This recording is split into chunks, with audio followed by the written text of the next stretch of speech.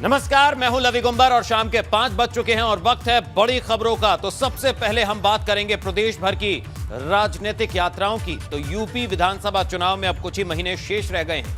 यही वजह है कि चुनाव से ठीक पहले सभी पार्टियां वोटरों को सम्मेलन और यात्राओं से रिझाने की कवायद में तेजी से जुटी हुई हैं। आपकी टीवी स्क्रीन पर 6 तस्वीरें देखिए। पहली तस्वीर नोएडा की है। यहां से आम आदमी पार्टी ने नोएडा से तिरंगा यात्रा की शुरुआत की। तो दूसरी तस्वीर कानपुर से है, जहां बसपा ने कार्यकर्ता सम्मेलन कर कार्यकर्ताओं में जोश भरा। तो हरदोई में अखिलेश यादव पहुंचे, जहां कार्यकर्ताओं ने उनका भव्य स्वागत किया। बलरामपुर में सपा प्रदेश अध्यक्ष नरेश उत्तम पटेल ने किसान पटेल यात्रा की और अमरोहा में प्रगतिशील समाजवादी पार्टी के मुखिया शिवपाल यादव पहुंचे। तो जनसत्ता दल लोकतांत्रिक पार्टी के अध्यक्ष रघुराज प्रताप सिंह उर्फ राजा भैया ने अयोध्या में हुंकार भरी।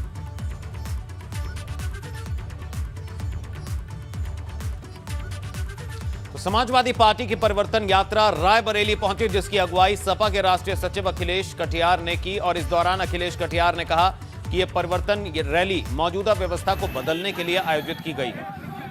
उन्होंने कहा कि उनकी पार्टी मौजूदा किसान कानून में नौजवानों की समस्याओं को लेकर परिवर्तन रैली निकाल रही है।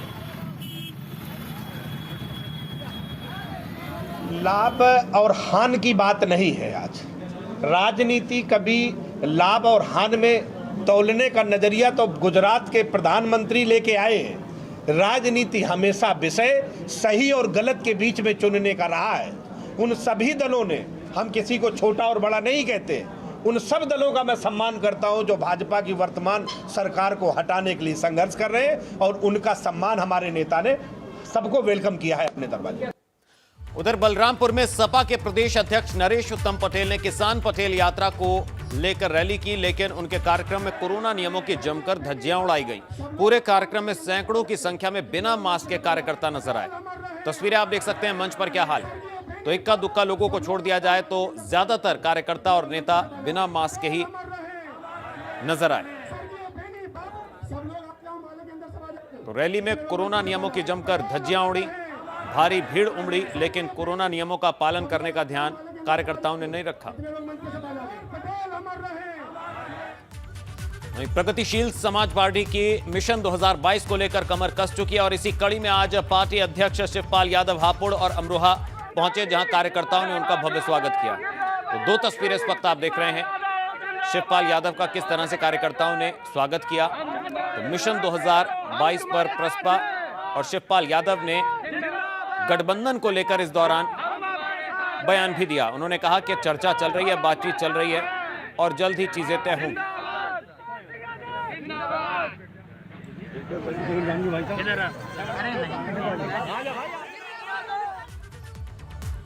तो हापुड़ में प्रसपा अध्यक्ष शिवपाल सिंह यादव ने 2022 विधानसभा चुनाव में गठबंधन को लेकर बयान दिया। उन्होंने कहा कि 2022 में सपा से गठबंधन पर फिलहाल बातचीत चल रही है और उसके बाद ही सब कुछ क्लियर हो पाएगा। आज अभी हम संभल में दौरा करने जा रहे हैं। संभल के बाद फिरोजाबाद, आगरा, सभी में हमारे लगातार कार्यक्रम लगे हुए हैं। तो प्रसपा के राष्ट्रीय अध्यक्ष शिवपाल सिंह यादव अमरोहा भी पहुंचे, जहां हसनपुर नगर के मैथिली गार्डन के पास कार्यकर्ताओं ने उनका भव्य स्वागत किया। शिवपाल यादव ने कार्यकर्ताओं से मुलाकात की और 2022 का चुनाव समान विचारधारा वाली पार्टियों से सेकुलर पार्टियों के साथ मिलकर भाजपा के खिलाफ चुनाव लड़ने का ऐलान किया। तो क्या कहा प्रसपा अध्यक्ष शिवपाल सिंह यादव ने, चलिए सुनवाते हैं आपको। 2022 के चुनाव की पूरी तैयारी है, उसी में हमारा दौरा शुरू हो गया है। आज हमारा संभल, बदायूं, फिरोजाबाद, आगरा इस चक्कर में है। इसके बाद हमने एक रथ बनाया है, सामाजिक परिवर्तन रथ। उसके बाद बहुत जल्दी पूरे प्रदेश का दौरा करेंगे और तैयारी करेंगे चुनाव। वहीं अमरोहा में समाजवादी पार्टी ने कृषि कानून के विरोध में रैली निकाली, जिसकी अगुवाई समाजवादी पार्टी के राष्ट्रीय सचिव और पूर्व कैबिनेट मंत्री कमाल अख्तर ने की। हसनपुर तहसील से 45 किलोमीटर का सफर कर 200 गांव में कृषि बिल के विरोध में यह रैली निकाली गई।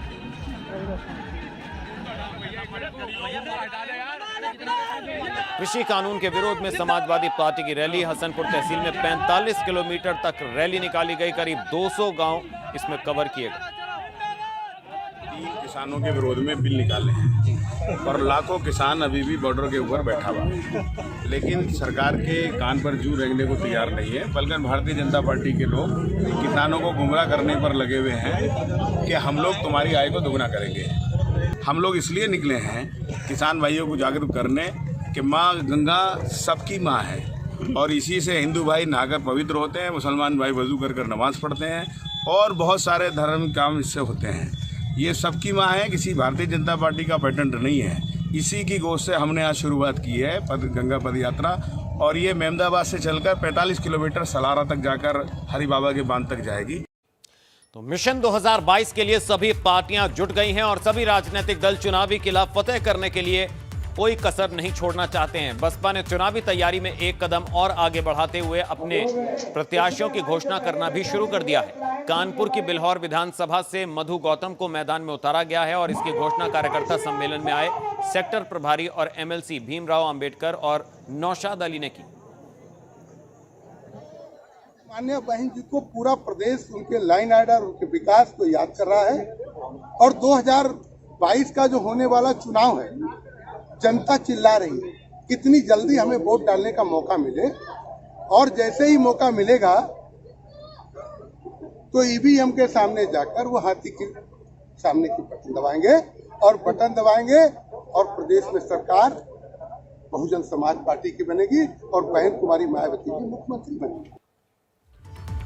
वहीं भारतीय जनता पार्टी शिक्षक दिवस यानी 5 सितंबर से प्रबुद्ध वर्ग संगोष्ठी आयोजित करने जा रही है और इस संगोष्ठी में भारतीय जनता पार्टी के आला नेता खुद शिरकत करेंगे। लखनऊ में मुख्यमंत्री योगी आदित्यनाथ, कानपुर में उप मुख्यमंत्री केशव प्रसाद मौर्य, बनारस में भारतीय जनता पार्टी संगठन महामंत्री सुनील बंसल विधानसभाओं में जाकर प्रबुद्ध वर्ग संगोष्ठी में शिरकत करेंगे। भारतीय जनता पार्टी संगठन ने इस संगोष्ठी के लिए तय किया है कि इन संगठनों से भारतीय जनता पार्टी के कार्यकर्ताओं और नेताओं को दूर रखा जाएगा और समाज के प्रबुद्ध वर्ग के लोग, शिक्षक, चिकित्सक, सीए, पढ़ा लिखा किसान, पढ़े लिखे व्यापारियों को करीब 300 से ज्यादा की संख्या में एक संगोष्ठी में बुलाया जाएगा। 5 सितंबर से 20 सितंबर तक प्रबुद्ध वर्ग सम्मेलन का आयोजन किया जाएगा।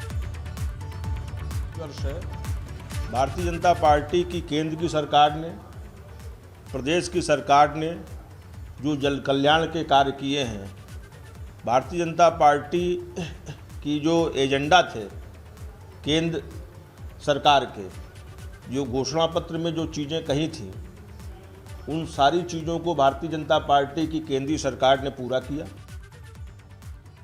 तो 5 सितंबर यानी शिक्षक दिवस के मौके पर भाजपा प्रबुद्ध वर्ग संगोष्ठी का आयोजन शुरू करने जा रही है, जो 20 सितंबर तक अलग अलग जिलों में चलेगा और भाजपा के जो शीर्ष नेतृत्व है उत्तर प्रदेश से, वो इसका नेतृत्व करेगा।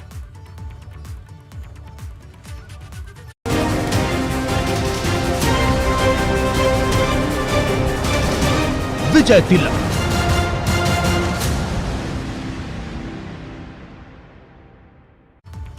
और आइए अब रुख करेंगे कुछ और अहम खबरों का। तो प्रदेश में कोविड का प्रकोप कम हुआ तो अब डेंगू और वायरल कहर बरपा रहा है। इन हालात पर सीएम योगी ने भी स्वास्थ्य मंत्री और संबंधित अधिकारियों से चर्चा कर जरूरी निर्देश दिए हैं। डेंगू के बढ़ते केस को देखते हुए शहरी और ग्रामीण क्षेत्रों में गहन स्वच्छता और जागरूकता अभियान चलाने के निर्देश दिए हैं।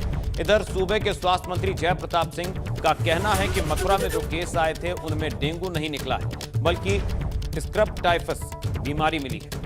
तो फिरोजाबाद के सैंपल की रिपोर्ट जल्द ही आएगी और फिलहाल फिरोजाबाद में 19 रैपिड रिस्पांस टीमें बनाकर काम किया जा रहा है। देश के तमाम राज्यों में कोरोना के मामलों में फिर से तेजी आने लगी है। यूपी में केस भले ही कम हो, लेकिन अन्य राज्यों को देखते हुए अब यूपी में सख्ती बढ़ाने के निर्देश दिए गए। हमारे साथ में इस समय स्वास्थ्य मंत्री जय प्रताप सिंह जी मौजूद हैं, सीधे उनसे बात करेंगे। सर, अन्य राज्यों में जो केस बढ़े हैं उसके बाद आज टीम 9 में भी चर्चा हुई, किस तरह के निर्देश अब दिए गए हैं? अन्य राज्यों में जो बढ़त कई दिनों से हम लोग देख रहे हैं, उसका तो कारण वो राज्य के लोग बता पाएंगे, मगर उसको देखते हुए चिंता जरूर है। उत्तर प्रदेश बड़ा एक आबादी है, 24 करोड़ की आबादी है और समय समय पर हम जो टेस्टिंग करते हैं 2 लाख करीब 1.5 लाख से लेकर 2 लाख से 2.25 लाख फोकस टेस्टिंग करते हैं, टारगेटेड टेस्टिंग करते हैं। आईसीएमआर के गाइडलाइन के माध्यम से जितने भी हाई पॉजिटिव स्टेट्स हैं वहाँ से वैक्सीनेशन के सर्टिफिकेट्स, वहाँ के RT-PCR के सर्टिफिकेट। कोरोना के केसेस में राहत मिली है यूपी में, लेकिन इस समय डेंगू, वायरल और जो मौसमी बीमारियां उनको लेकर कहीं ना कहीं चिंता बढ़ी है। डेंगू के केस भी तेज़ी से बढ़ रहे हैं। हाँ, डेंगू के केसेस जो अभी सूचना मिला है, जैसे कि मथुरा में केसेस कुछ निकले थे, मगर वो डेंगू नहीं निकला, वो स्क्रब टाइफस नाम का एक बीमारी है, वो निकला है। और फिरोज़ाबाद में क्योंकि सैंपल्स थोड़े लेट भेजे गए थे, मगर वो KGMU से आज शाम तक या कल सुबह तक पता चल जाएगा कि उसका एग्जैक्ट कारण क्या है। बहुत बहुत शुक्रिया बात करने के लिए। तो यहाँ पर हमने सुना स्वास्थ्य मंत्री जी को, जिन्होंने बताया कि कोरोना के केसेस कम हो रहे हैं, लेकिन डेंगू और वायरल के जो केसेस हैं उन पर निगरानी के लिए, उनको रोकने के लिए, नियंत्रण के लिए आगे पूरी योजना तैयार कर ली गई है, जिसके तहत अब प्रदेश भर में अभियान भी चलाया जाएगा। कैमरा सहयोगी राजू के साथ शैलेश अरोरा, ABP गंगा, लखनऊ। सीएम योगी आदित्यनाथ ने टीम 9 बैठक में सख्त निर्देश दिए हैं। सीएम योगी ने कहा है कि सचिवालय सहित सभी संवेदनशील शासकीय दफ्तरों की सुरक्षा व्यवस्था को और पुख्ता करने की जरूरत है। अपर मुख्य सचिव गृह, ADG कानून व्यवस्था और सचिवालय प्रशासन के साथ सुरक्षा व्यवस्था की गहन समीक्षा कर रिपोर्ट प्रस्तुत करें। असलहा लेकर किसी को भी प्रवेश ना दिया जाए। पान मसाला, गुटखा, तंबाकू पर सख्ती से प्रतिबंध लगाया जाए। साथ ही शासकीय दफ्तर के बाहर और अंदर स्वच्छता का विशेष ध्यान रखा जाए। महिला कर्मियों की सुविधाओं का विशेष ध्यान रखें।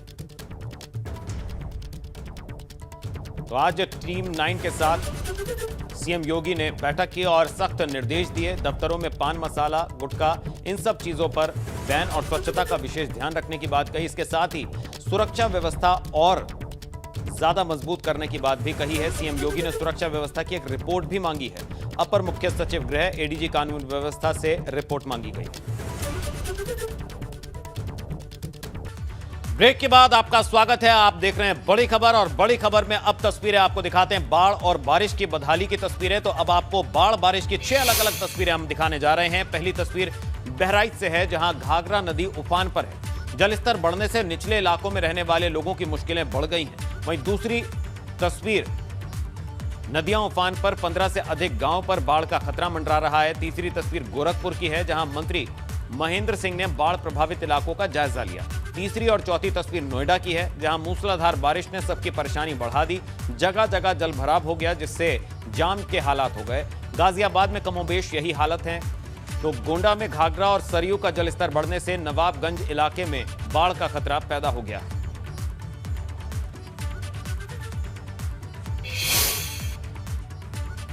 और चलिए अब आपको मथुरा की तस्वीरें दिखाते हैं। यहां बारिश ने लोगों की किस कदर परेशानी बढ़ा दी है। शहर लबालब पानी से भर गया है। उधर रामलीला ग्राउंड के सामने एक कार भी पानी में डूबी नजर आई। तो गनीमत रही कि कार सवार श्रद्धालुओं ने अपनी जान बचाई। आपको बता दें कि जन्माष्टमी के दिन इसी रामलीला मैदान में सीएम का कार्यक्रम भी था।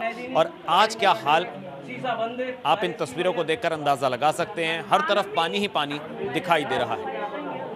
एक दिन की बारिश में क्या हालात हुए हैं रामलीला ग्राउंड के, जिसके सामने कार पानी में डूबी नजर आ रही है। उसकी तस्वीरें।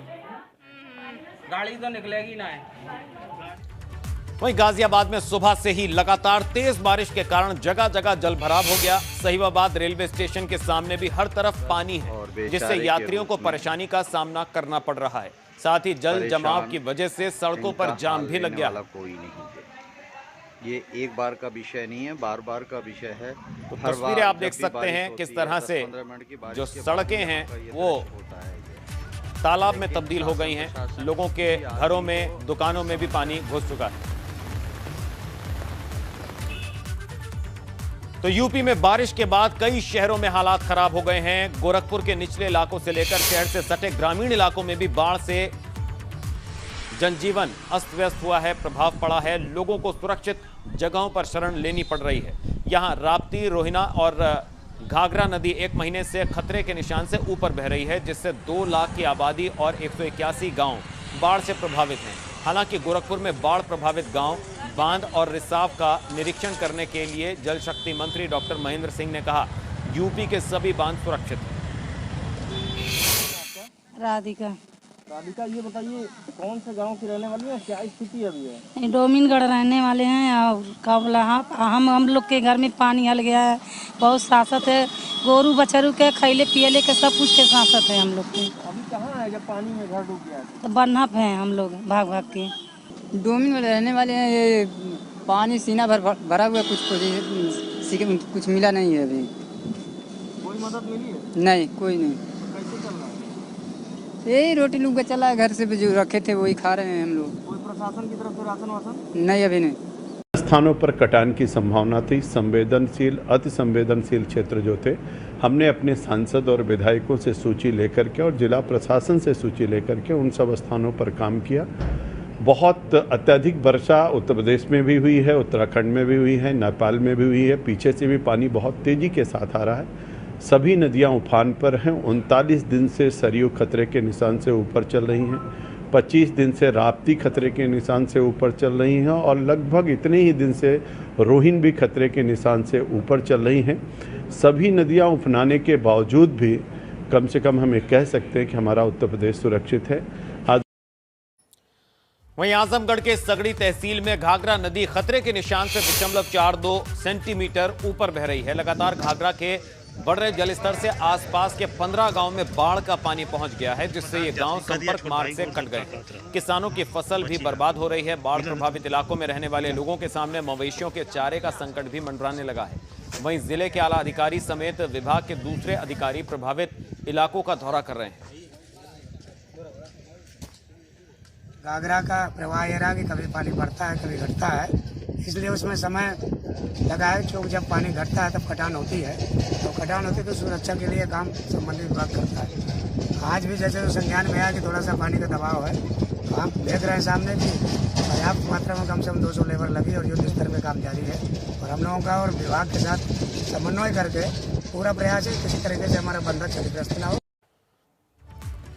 वहीं नेपाल से भारी मात्रा में बारिश का पानी आने से घाघरा नदी के बढ़ते जलस्तर से नदी किनारे बसे कई गांव को अपने आगोश में ले चुके हैं और कई गांव में बारिश का पानी घुस गया है। नानपारा, मैसी और कैसरगंज के कई गांव जलमग्न हो गए हैं, जिनकी वजह से लोगों को आने जाने में काफी दिक्कतों का सामना करना पड़ रहा है।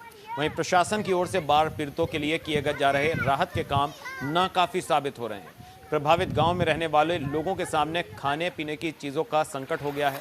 लोग अपने घरों को छोड़कर सुरक्षित जगहों पर जाने को मजबूर हैं।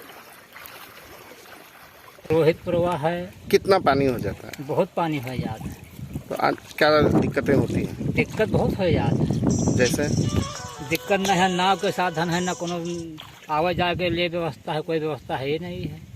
हाँ, भयानक बाढ़ की स्थिति इस समय बनी हुई है। सबसे ज़्यादा जो है 1100 रेती बेल्ट में बाढ़ की स्थिति खराब है। जहाँ पर एक नया पुरवा बसा है, वहाँ के लोग तो घर से चले गए हैं बाहर और मंझारम कई जगह पर रास्ताएं बाधित हैं।